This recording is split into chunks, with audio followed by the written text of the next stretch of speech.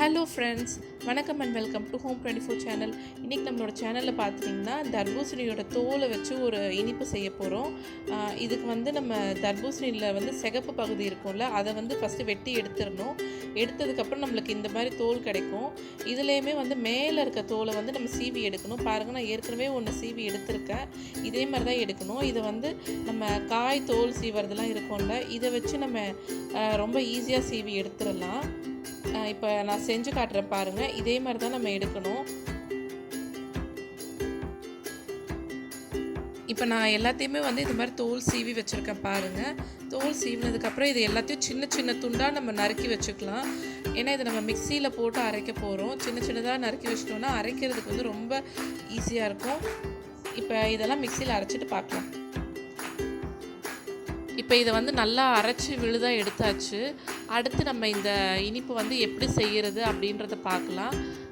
ஒரு கடாய் எடுத்துக்கலாம். கடாயில் 1 ஸ்பூன் நெய் நான் ஊற்றுறேன்.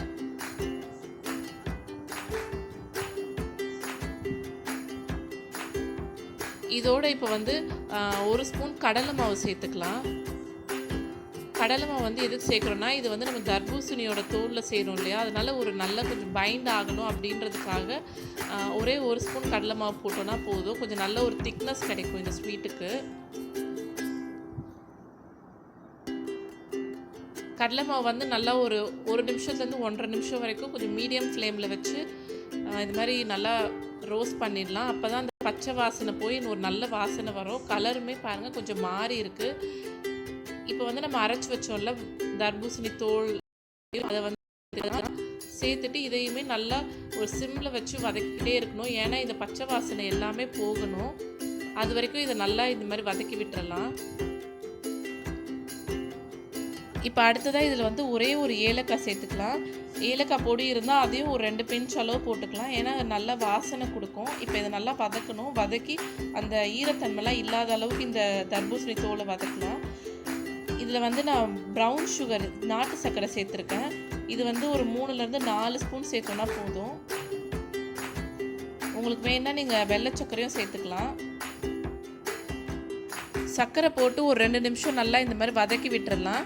இப்போ பாருங்கள், இந்த மாதிரி ஒரு பதத்தில் நம்மளுக்கு கிடச்சிருக்கு.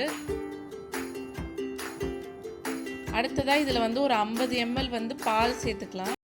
பால் கடைசியாக தான் சேர்க்கணும். பால் சேர்த்துட்டு ஒரு 5 நிமிஷம் நம்ம சிம்மில் வச்சு வேக வைக்கணும். நம்ம ஏற்கனவே இதில் கடலை மாவுலாம் போட்டிருக்கிறதுனால இது எல்லாம் ஒன்றோட ஒன்று சேர்ந்து கொஞ்சம் திக்காகவே நம்மளுக்கு இந்த இனிப்பு கிடைக்கும். இப்போது கடைசியாக இன்னும் 1 ஸ்பூன் நெய் ஊற்றுறேன் பாருங்கள். இப்போ இந்த நெய் ஊற்றினோன்னு உங்களுக்கே தெரியும், இது நல்லா ஒன்றோட ஒன்று எல்லாம் சேர்ந்து வரும்.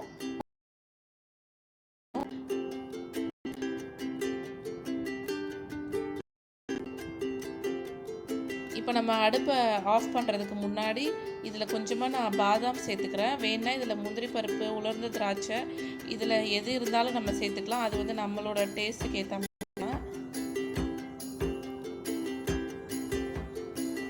இப்போ நல்லா அல்வா மாதிரி இதுதான் இந்த ஸ்வீட்டோட கரெக்டான பதம்.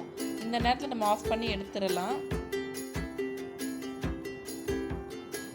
இப்போ பாருங்கள், இந்த வாட்டர்மெலன் ஸ்வீட் ரொம்ப சூப்பராக ரெடி ஆகிடுச்சு. ரொம்பவே டேஸ்ட்டாக இருந்துச்சு. நீங்கள் கண்டிப்பாக இதை செஞ்சு பாருங்கள். வாட்டர்மெலன் வாங்கினீங்கன்னா அதோட தோலை தூக்கி போட்டுறாமல் இந்த மாதிரி ஒன்ஸ் செஞ்சு பாருங்கள்.